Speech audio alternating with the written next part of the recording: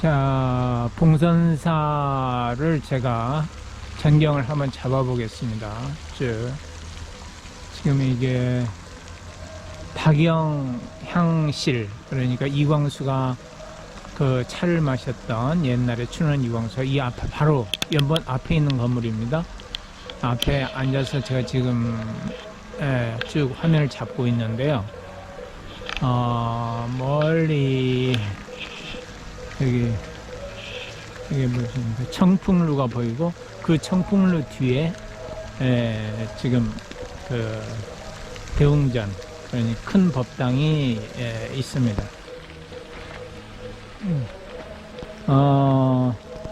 봉선사는 세조의 극락왕성을 위한 기리기 위한 절이죠. 그래서 이름도 봉선사, 선왕을 기리는 봉자, 봉한다, 기린다, 받든다. 그래서 봉선사인데, 이 세조가 어디에 있냐? 그럼 바로 이 옆에 광릉에 있죠. 광릉이 바로 세조의 묘 아닙니까? 무덤. 그러니까 세조하고 그 세조의 비였던 정의왕후가 잠자고 있는 그런 묘인데, 바로 그 세조의 비였던 정의왕후가 세조가 죽고 나서 세조가 이제 사후에 극락왕생하기를 바라는 마음에서 이 절을 봉선사라고 이름을 지었습니다. 원래는 봉선사가 아니었죠. 여기가 이 절이 운학사였습니다. 운학사였는데, 세조가 여러분 잘 아시다시피 생전에 아주 손에 피를 많이 묻혔잖아요. 정권을 잡기 위해서 큰 형의 조카, 그러니까 단종, 문종의 아들인 단종도 죽이고, 그 다음에 큰 형수인 누굽니까? 현덕왕후인가요?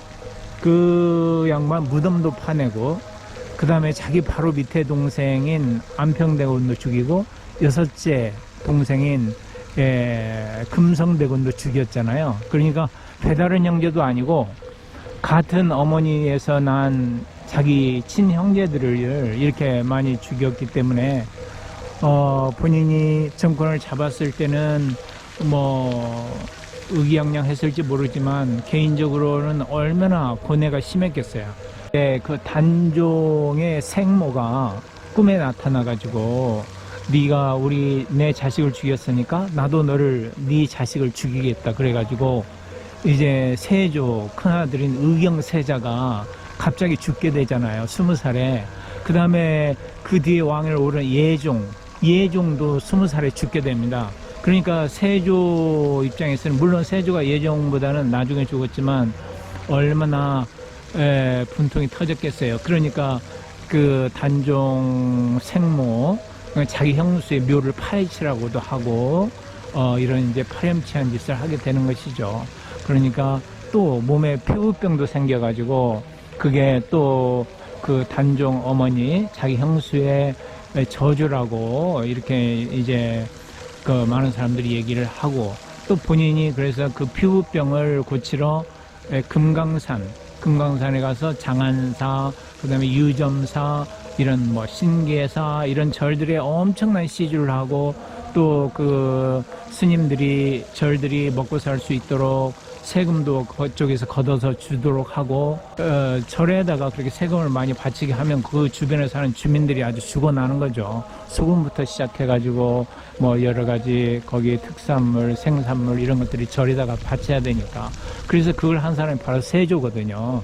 그래서 세조는 이렇게 불교에 많이 본인이 관심을 갖고 이렇게 했던 이유가 바로 그 자기의 업보를 줄이기 위해서 그런 일을 했던 겁니다. 불사를 많이 했던 것이죠.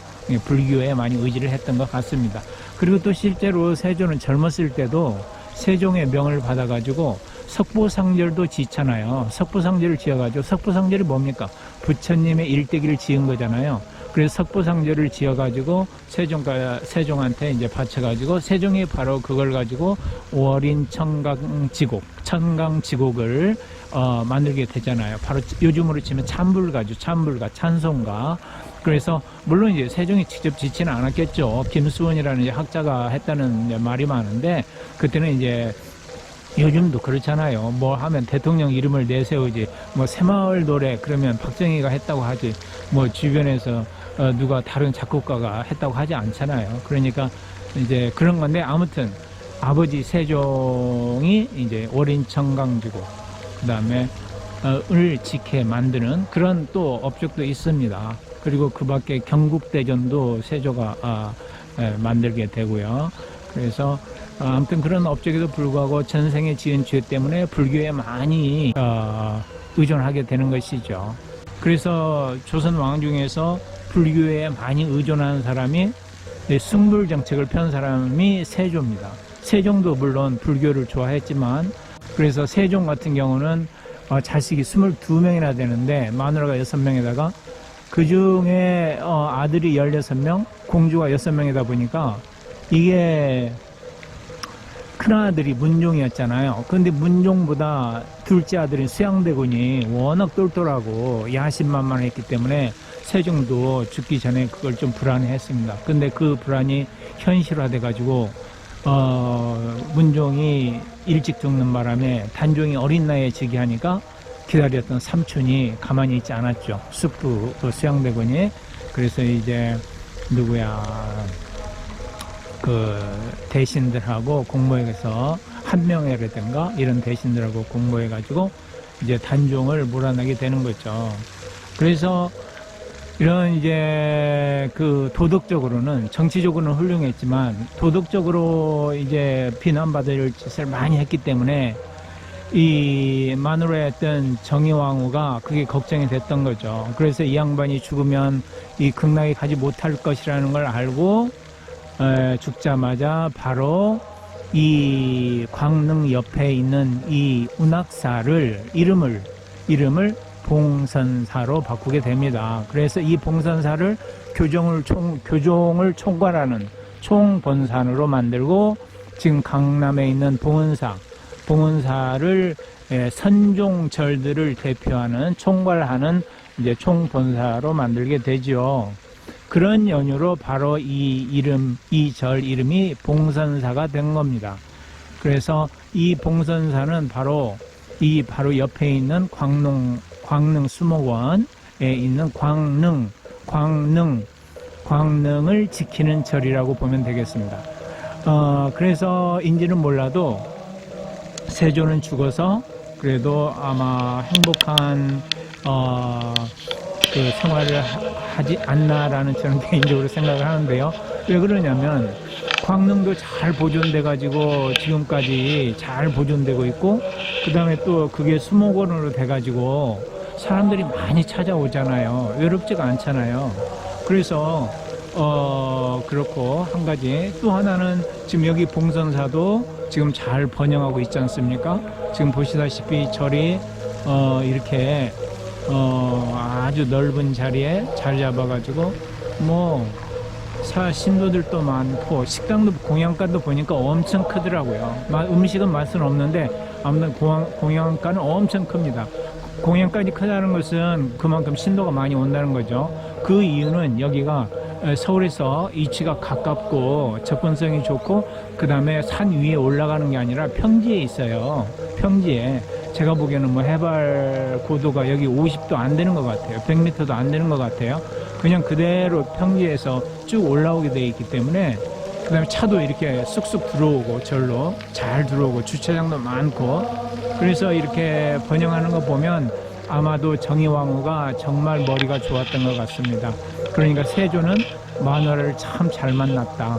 실제로 세조는 아버지처럼 마누라를 많이 얻은 것도 아니고, 그러니까 세종처럼 6명이나 얻은 것도 아니고, 마누라도 딱 2명만 얻었거든요. 그리고 그 정의왕후하고 생전에 금술이 좋았어요. 그러니까 말도 잘 들었던 것 같아요. 그래서 정책에도 의견을 많이 반영하고, 나는 지금 마누라 말 안 듣는다고 맨날 마누라한테 혼나는데 너 철 언제 드냐고 맨날 그러는데, 세조는 마누라 말을 잘 들었던 것 같아요. 그러니까 죽고 나자 마누라가 그 은공에 보답하기 위해서 이렇게 절을 자기를 위한 절을 만들어 가지고 사후를 안락하게 만들어주는 그런 역할을 한 거죠. 그러니까 여러분들도 마누라 말 잘 들으세요. 그러면 죽을 때 극락왕생 또는 기독교인들은 천당 갈 수 있습니다. 마누라들이 이렇게 힘을 써주면 전생에 잘못했더라도 죽어서, 전생에 잘못이 많더라도 죽어서 극락왕생하거나 천당 갈 수 있는 기회가 생기게 된 거죠.